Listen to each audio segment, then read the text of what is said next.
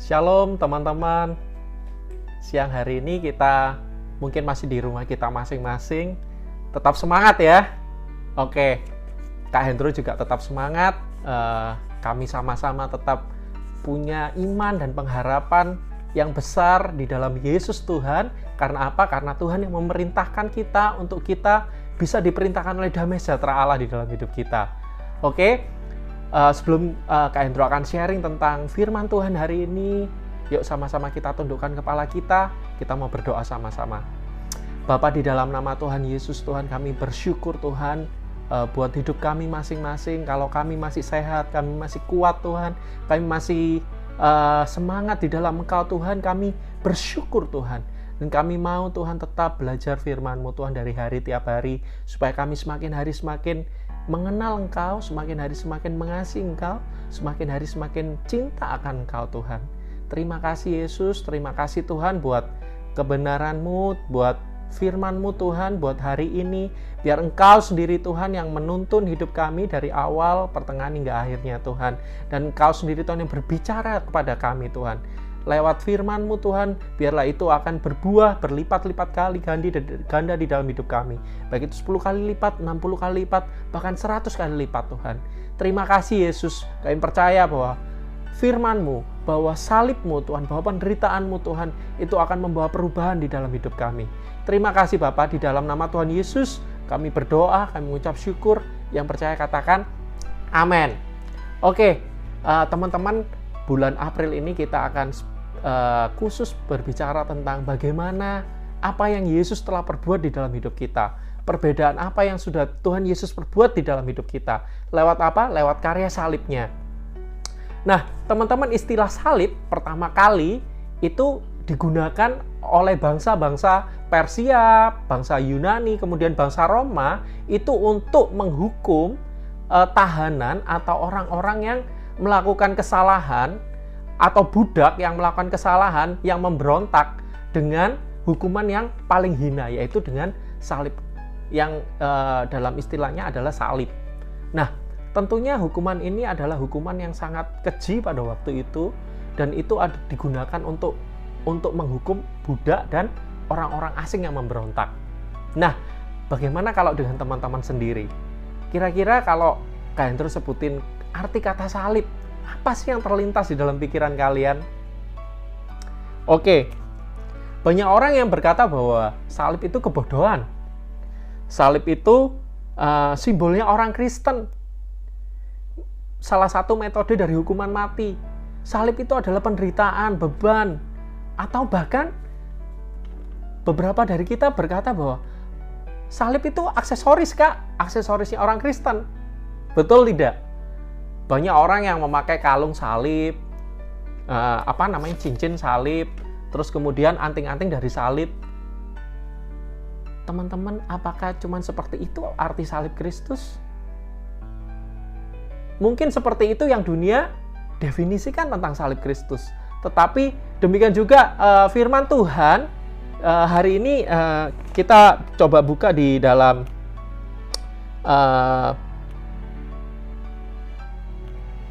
1 Korintus 1 ayat 18. Kak Hendro akan bacain buat kalian. Sebab pemberitaan tentang salib memang adalah kebodohan bagi mereka yang akan binasa. Tetapi bagi kita yang diselamatkan, pemberitaan itu adalah kekuatan Allah. Jadi jelas sekali di sini dikatakan bahwa mungkin bagi dunia, salib itu kebodohan. Tetapi bagi kita yang mengenal Yesus secara pribadi di dalam hidup kita, dan kita yang sudah ditebus oleh darah Yesus, salib Yesus itu adalah kekuatan bagi kita. Nah, apa aja sih arti salib bagi kita sebagai orang-orang yang sudah kenal Yesus, sebagai orang yang sudah ditebus oleh Yesus? Yang pertama, salib itu berbicara tentang pertukaran, teman-teman. Apa yang ditukar? Oke, sebelum kita lanjut, untuk kita lebih mengerti apa maksud pertukaran ini, coba teman-teman sekarang bayangkan, kalau teman-teman punya sesuatu barang dan teman-teman mau tukar nih, kira-kira teman-teman mau tukar dengan yang baik atau yang justru yang lebih buruk? Tentu kita semua akan memilih menukar dengan yang baik. Tetapi yang Yesus buat di dalam hidup kita masing-masing itu adalah berbeda, teman-teman. Kenapa berbeda? Karena Yesus menukarkan dirinya dengan sesuatu yang jauh lebih buruk. Buktinya di mana? Yuk kita baca yuk. Yang pertama, di 1 Petrus 2 ayat 24. Firman Tuhan berkata bahwa Ia sendiri telah memikul dosa kita di dalam tubuhnya di kayu salib, supaya kita yang telah mati terhadap dosa hidup untuk kebenaran. Oleh bilur-bilurnya kamu telah sembuh. Nah, jelas sekali di sini dikatakan bahwa Yesus menukar dosa kita supaya kita hidup di dalam kebenaran. Itu yang pertama.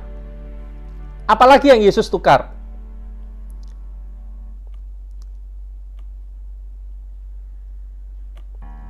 Yang kedua kita baca dari 1 Petrus 3 ayat 18. Di sini dikatakan bahwa sebab juga Kristus telah mati sekali untuk dosa kita, dan Ia yang benar untuk orang yang tidak benar, supaya Ia membawa kita kepada Allah, dan Ia yang telah dibunuh dalam keadaannya sebagai manusia, tetapi yang telah dibangkitkan menurut roh. Artinya apa di sini yang ditukar oleh Yesus apa? Yang ditukar oleh Yesus adalah gaya hidup kita yang nggak benar. Kita yang tidak benar ini dibenarkan oleh Yesus. Luar biasa sekali, teman-teman. Berapa banyak kita adalah orang-orang yang nggak benar. Hidup kita nggak benar. Hidup kita selalu membuat Yesus terluka, selalu membuat Yesus sedih. Tetapi Yesus hari ini katakan bahwa Dia sudah menukar hidupmu yang tidak benar, supaya kamu hidup dalam kebenaran firman-Nya. Yang ketiga, apa yang Yesus tukar juga? Di Yesaya 53 ayat 4 dikatakan bahwa tetapi sesungguhnya penyakit kitalah yang ditanggungnya, dan kesengsaraan kitalah yang dipikulnya. Padahal kita mengira Dia kena tulah, dipukul dan ditindas Allah. Yang ketiga, Yesus katakan bahwa yang Dia tukar adalah kesehatan kita, teman-teman. Yang dulunya kamu sakit, Tuhan mati untuk menebus, untuk memberikan kesembuhan kepada setiap sakit penyakit kita. Oleh bilur-bilurnya, Tuhan katakan oleh bilur-bilurnya kamu sudah sembuh. Karena apa? Karena Yesus mati untuk menukar setiap penyakitmu dengan kesembuhan ilahi yang daripada Dia untuk diberikan kepada engkau masing-masing. Luar biasa. Yang berikutnya, di sini akan terlihat jelas di mana pertukaran itu akan terjadi. Yesaya 53 ayat 5 dikatakan bahwa tetapi Dia tertikam oleh karena pemberontakan kita. Dia diremukkan oleh karena kejahatan kita. Ganjaran yang mendatangkan keselamatan bagi kita ditimpakan kepadanya. Dan oleh bilur-bilurnya kita menjadi sembuh. Nah, jelas sekali bahwa di ayat ini Tuhan katakan bahwa setiap pemberontakan kita, setiap hal-hal yang membuat kita sikap-sikap pemberontakan kita di hadapan Tuhan, Tuhan yang gantikan semuanya itu, Tuhan yang tukar semuanya itu. Dengan apa? Dengan Dia mati di kayu salib. Dan itulah yang Yesus kita sudah perbuat di dalam hidup kita, supaya engkau dan saya dibenarkan oleh firman-Nya, supaya engkau dan saya dibenarkan lewat karya kematiannya di kayu salib. Oke. Berikutnya, di 2 Korintus 5 ayat 21 dikatakan bahwa Dia yang tidak mengenal dosa telah dibuatnya menjadi dosa karena kita, supaya di dalam Dia kita dibenarkan oleh Allah. Jadi intinya bahwa Dia itu Allah yang tidak mengenal dosa sama sekali, tetapi Dia mau menggantikan kita, menukarkan apa yang buruk di hadapan kita, apa yang buruk yang kita punya, dengan sesuatu yang baik yang Dia punya. Dia yang tidak mengenal dosa, Dia akan dibuat jadi berdosa. Karena siapa? Karena engkau dan saya. Itulah yang Yesus sudah perbuat di dalam hidup kita. Poin yang kedua. Kalau tadi poin yang pertama tentang pertukaran. Yang kedua, tentang pengampunan. Apa yang terjadi di kayu salib? Yang kedua adalah pengampunan, teman-teman. Berapa banyak dari antara kita nggak menyadari akan hal ini. Tapi yuk kita sama-sama lihat dari Matius 26 ayat 28. Firman Tuhan berkata bahwa, sebab inilah darahku, darah perjanjian yang ditumpahkan bagi banyak orang untuk pengampunan dosa. Jadi jelas sekali di sini dikatakan bahwa Tuhan berkata bahwa setiap orang yang berdosa sudah diampuni oleh Tuhan. Baik itu masa lalumu, baik itu masa sekarang, dan bahkan masa depanmu sudah diampuni dan dilupakan oleh Tuhan. Apa artinya diampuni di sini? Diampuni artinya bukan hanya Tuhan mengampuni dosa kita, tapi Tuhan melupakan dosa kita. Dan tentunya itu sangat berbeda sekali dengan kita manusia, teman-teman. Kita bisa mengampuni orang tua kita, kita bisa mengampuni orang-orang yang sudah menyakitin kita, kita bisa mengampuni teman-teman kita, tetapi kita nggak bisa lupa kan dengan apa yang mereka sudah perbuat di dalam hidup kita. Tetapi Yesus, lewat karya penebusan salibnya, Dia sudah menggantikan kita. Dia sudah menebus dosa kita. Dia sudah mengampuni dosa kita. Baik itu dosa masa lalumu, dosa yang sekarang, bahkan dosa yang akan datang. Tapi bagaimana dengan kita? Seringkali kita jadi orang yang lebih jahat daripada Yesus sendiri. Kenapa begitu? Kita seringkali menghakimi kita, seringkali kita menghukum diri kita karena kita sudah melakukan dosa. Padahal Tuhan Yesus katakan, aku sudah mengampuni dosamu. Tapi seringkali mungkin dari kita merasa bahwa kita nggak pernah diampuni dosanya. Karena kita yang menghukum diri kita sendiri, teman-teman. Hari ini pastikan bahwa setiap engkau mengalami pengampunan yang daripada Tuhan. Karena Tuhan mau mengampuni setiap dosa-dosamu. Jangan kau menjadi hakim buat dirimu sendiri. Tetapi lihatlah Tuhan bahwa Dia sudah mengampuni dosa-dosa kita. Ada suatu ilustrasi yang sangat berkesan bagi kakak. Ini adalah merupakan suatu kisah nyata di mana ada seorang ayah yang mempunyai istri dan anak. Anaknya masih berusia kurang lebih 3-5 tahun. Dan ini kisah nyata, teman-teman. Sang ayah ini dia sangat hobi dengan mobil yang mewah gitu ya. Nah, dia sangat bercita-cita ingin mempunyai satu mobil mewah. Apa yang dia buat? Akhirnya dia menabung dan menabung. Sampai suatu akhirnya dia bisa membeli suatu mobil yang mewah yang menurut ukuran beliau itu adalah mobil yang sangat mahal dan sangat dia damba-dambakan. Bahkan mungkin lebih daripada istrinya sendiri mungkin ya. Nah, suatu hari gitu ya, si istri ini lihat gitu ya, suaminya setiap hari mobilnya dimandiin 2 kali, mobilnya dibersihkan 2 kali. Waktu pagi hari dan pada waktu dia selesai pulang dari kantor, dia membersihkan mobilnya. Dan begitulah yang terjadi dari hari ke tiap hari. Si ayah ini selalu begitu bangun pagi yang dilihat adalah mobilnya. Begitu pulang dari kerja yang dilihat mobilnya. Bahkan dia mungkin lupa kalau dia punya istri, dia punya anak. Dia tidak menghampiri istri atau anaknya terlebih dulu, tapi yang dia hampiri adalah mobilnya terlebih dahulu, teman-teman. Nah, suatu saat sifat yang hobi tentang mobil ini dipunyai dipunyai oleh anaknya juga.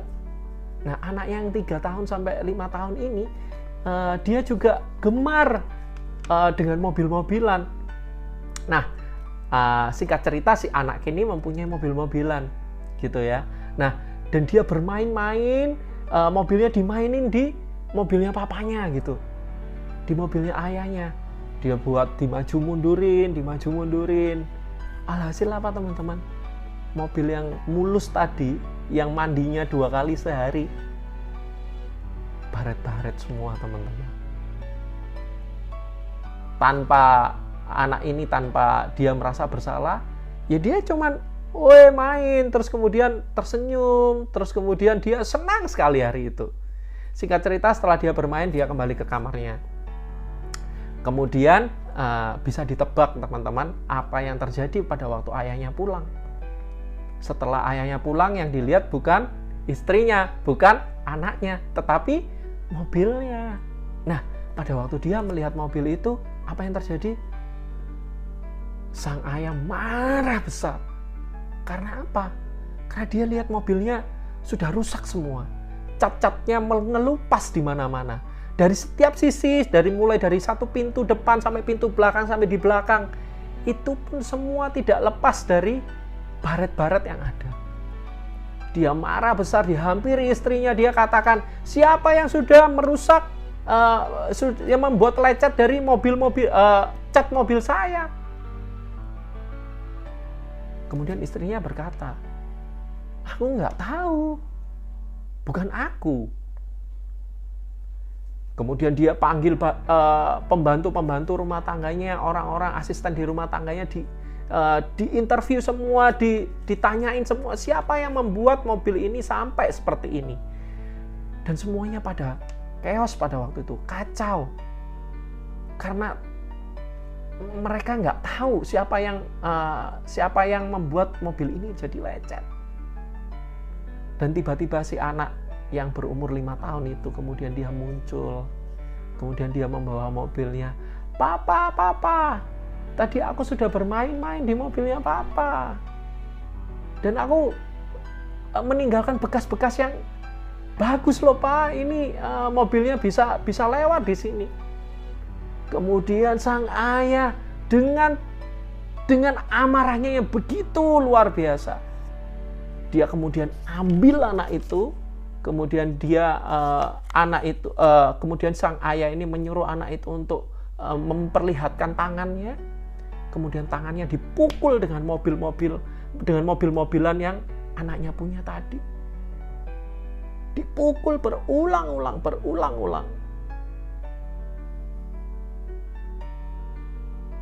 Sang anak menangis waktu itu. Menangis, menjerit, Papa jangan, Papa sakit. Tetapi ayahnya sudah termakan oleh amarahnya, teman-teman. Singkat cerita, sang anak ini dilarikan ke rumah sakit gitu ya. Kemudian pada waktu dokter memeriksa tangan dari anaknya ini, apa yang dikatakan dokter itu sangat terkejut. Kenapa jari anak ini bisa seperti ini? Dia habis terlindas apa? Siapa yang telah melindas jari-jari manisnya dia? Sang ayah cuman berkata, dengan egonya dia berkata, itu adalah kesalahannya dia. Dan dia pantas untuk menerima itu. Singkat cerita, jari-jari dari anak ini tidak bisa diselamatkan, teman-teman. Ada 3 jarinya yang harus diamputasi. Dan kemudian dibius anak ini, kemudian diamputasi ke 3 jarinya. Dan sampailah anak ini kemudian sadar, kemudian dia mulai menghitung jarinya. Dia mulai lihat bahwa jarinya cuma tinggal 2 waktu itu.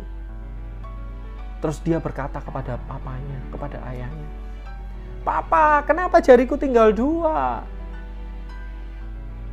Dan kapan ini jariku yang 3 lagi akan tumbuh? Sang anak ini polos, teman-teman.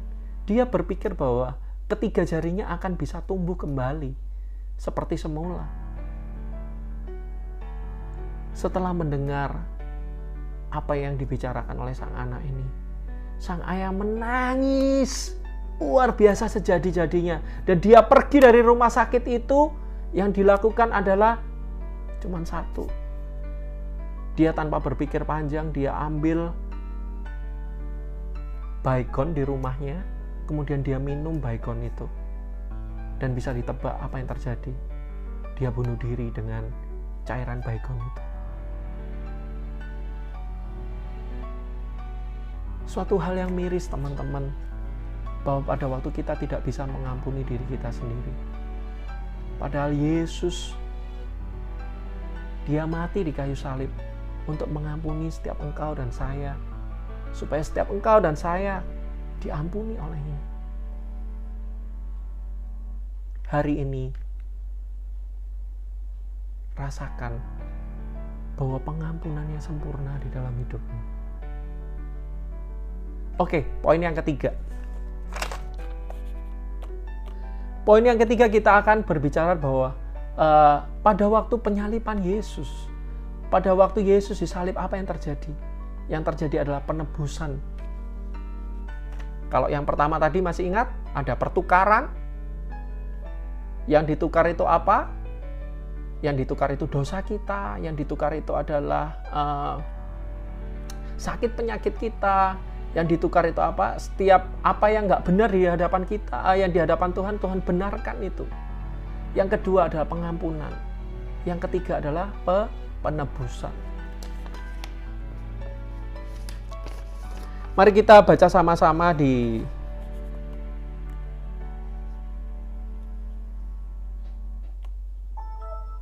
Efesus 1 ayat 7.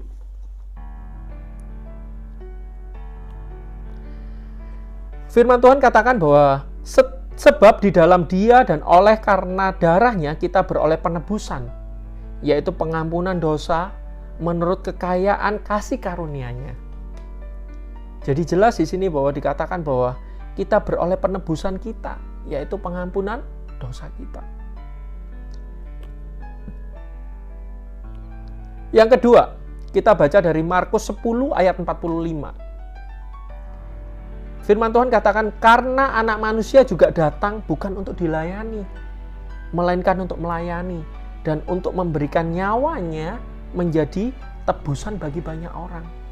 Jadi jelas bahwa Yesus mati di kayu salib untuk menjadi tebusan bagi engkau dan saya. Arti kata tebusan. Setiap teman-teman mungkin bertanya, apa sih tebusan itu, Kak? Jadi arti kata penebusan ini pada waktu itu, pada waktu di zaman Romawi, zaman Yunani dan Persia, mereka mempunyai suatu, pada waktu itu masih musim ya, yang namanya perbudakan gitu. Dan setiap pasar di sana itu mempunyai satu kayak ini ya, klaster-klaster yang ada yang menjual buah, ada yang menjual daging-daging, dan ada satu klaster itu yang mereka menjual budak-budak di sana. Nah, arti kata menebus itu adalah membeli, teman-teman. Seperti yang orang-orang dulu lakukan, yaitu untuk menebus seorang budak. Nah, budak ini mereka dibeli dengan harga yang menurut mereka pantas. Dan kalau sudah dibeli, mereka akan jadi milik dari tuannya itu. Nah, demikian juga yang Tuhan Yesus sudah lakukan dengan diri kita. Dia sudah menebus engkau dan saya, supaya setiap kita dibenarkan oleh firman-Nya. Dan tubuhmu bukan milikmu lagi, karena Yesus sudah membeli engkau dengan harga yang lunas dibayar, yaitu dengan apa? Dengan kematiannya di kayu salib. Jadi hari ini kita belajar, teman-teman, bahwa ada 3 hal yang sudah Tuhan Yesus lakukan di dalam hidup kita. Yang pertama, Dia sudah menukar kita dengan segala hal yang baik di dalam hidupnya. Dia yang tidak pernah berdosa menjadi berdosa karena kita. Dia sudah menukarkan sesuatu yang paling berharga di dalam hidupnya, yaitu Dia rela untuk berdosa supaya kita dibenarkan. Dulunya yang kita berdosa, kita dibenarkan. Dulunya yang kita miskin, kita dijadikan kaya. Dulunya kita sakit, Tuhan akan sembuhkan. Dulunya yang kita menjadi budak dosa, menjadi hamba dosa, menjadi hamba kebenaran. Itu yang sudah Tuhan perbuat di dalam hidup kita. Yang kedua, Tuhan memberikan pengampunan buat setiap kita, yaitu pengampunan dosamu dan dosa saya. Mari hari ini ampuni Kalau engkau belum bisa mengampuni, berikan pengampunan. Karena Yesus terlebih dahulu mengampuni engkau. Terutama Kak Hendro pesan buat engkau yang menghukum dirimu sendiri. Hari ini, biarlah engkau memperoleh pembebasan daripada Yesus. Karena Dia sudah menebus, karena Dia sudah mengampuni engkau. Baik itu dosa masa lalumu, dosamu yang sekarang, dan dosamu yang akan datang. Yang ketiga, Dia sudah menebus dosa kita. Arti menebus tadi katakan bahwa engkau sudah dibeli dan hargamu sudah lunas dibayar. Bahwa engkau nggak bisa seenaknya sendiri dengan tubuhmu. Kamu mau apa dan kamu mau begini, kamu mau begitu. Nggak bisa teman-teman. Karena tubuhmu bukan milikmu lagi. Yesus yang sudah ada di dalam hidupmu.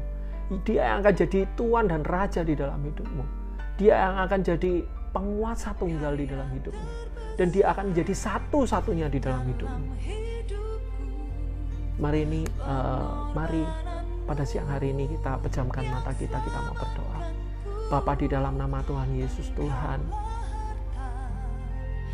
kami bersyukur Tuhan bahwa karya salib-Mu begitu luar biasa di dalam hidup kami. Engkau sudah menukar kami Tuhan. Engkau sudah menjadi tebusan bagi kami. Engkau menebus kami. Dan Engkau Tuhan mengampuni setiap dosa kami Tuhan. Terima kasih Tuhan. Terima kasih Yesus. Buat kami semakin menyadari bahwa Engkau begitu luar biasa di dalam hidup kami. Dan kami gak mau main-main Tuhan akan dosa Tuhan. Karena Engkau Tuhan sudah menggantikan kami Tuhan dengan darah-Mu Tuhan. Engkau sudah mengorbankan setiap hal yang terbaik di dalam hidup-Mu. Supaya kami hidup benar di dalam Engkau. Supaya kami benar-benar Tuhan memperoleh pengampunan di dalam Engkau. Supaya kami benar-benar ditebus oleh Engkau Tuhan. Dan kami mau Tuhan biarlah pada siang hari ini kami mau bahwa Engkau Tuhan yang menjadi satu-satunya di dalam hidup kami. Engkau yang memerintah hidup kami. Engkau Tuhan yang menjadi penguasa tunggal di dalam hidup kami. Dan kami mau Tuhan hidup kami Tuhan mengalami kemenangan demi kemenangan Tuhan di dalam Engkau. Karena kami percaya waktu salib itu Tuhan ada di dalam hidup kami, nyata di dalam hidup kami Tuhan. Kami percaya bahwa ada kemenangan demi kemenangan Tuhan yang akan Tuhan perbuat di dalam hidup kami. Akan terjadi banyak perubahan-perubahan hidup Tuhan. Semakin nyata Tuhan di dalam hidup kami. Kami semakin serupa dengan Engkau, semakin segambar dan serupa dengan Engkau Tuhan. Terima kasih Yesus, terima kasih Tuhan. Biar Engkau yang sempurnakan firman-Mu pada sore hari ini Tuhan. Engkau yang berbicara buat setiap mereka pribadi lepas pribadi Tuhan. Biarlah karya salib-Mu Tuhan menjadi nyata di dalam hidup kami masing-masing pribadi lepas pribadi. Terima kasih Bapa, terima kasih Tuhan buat firman-Mu hari ini. Dan biarlah itu menjadi rema yang khusus Tuhan bagi kami Tuhan. Di dalam nama Tuhan Yesus, kami berdoa, kami mengucap syukur.